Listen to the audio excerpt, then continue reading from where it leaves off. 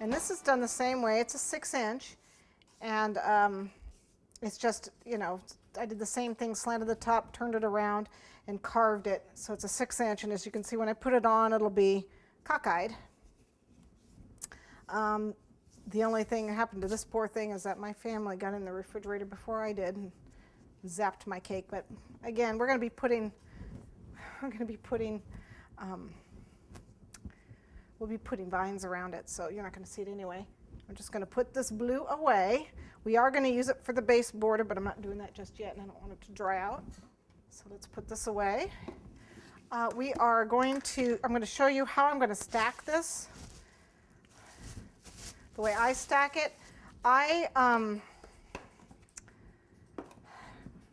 don't like to just stack it on. Although this is not that much of a tilt, it could go on here very easily.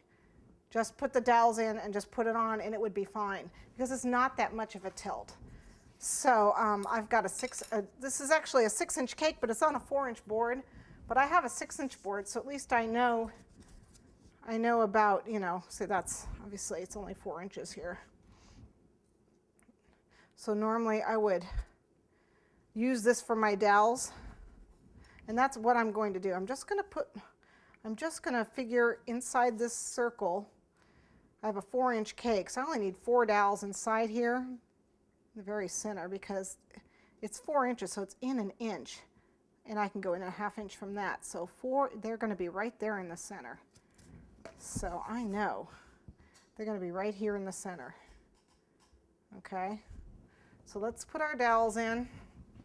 I need to mark them and cut them. Let me find my cutters. This is uneven height, so the dowels will be 4 different sizes.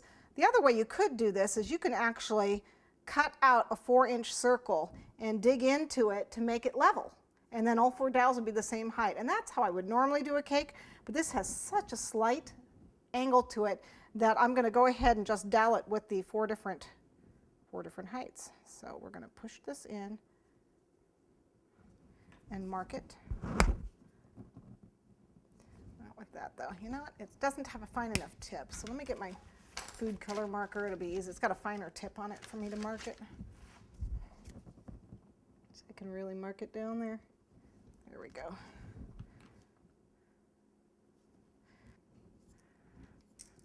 There we go. That'll work. Cool. Okay, when you do your fillings for your Topsy-Turvey, you need to be really careful because you are carving in, so make sure you don't bring your filling all the way out to 8 inches. If you're carving in, so the bottom is 7 and the top is 8, you need to make sure that your filling is inside the 7-inch mark. When you make your icing dam should be at the 7-inch mark, 6.5, 7 inches, and you're filling inside that. And then you can gradually bring your filling out to the 8 inches, to the 7.5 inches with your 8-inch at your dam, for your dam. Otherwise you'll be, you know, getting your filling. That's hopefully we'll be able to cut these with our broken pruning shears. I'm just going to mark all 4 of these.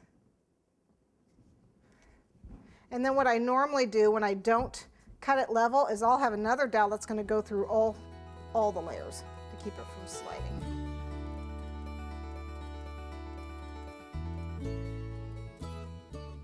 Okay.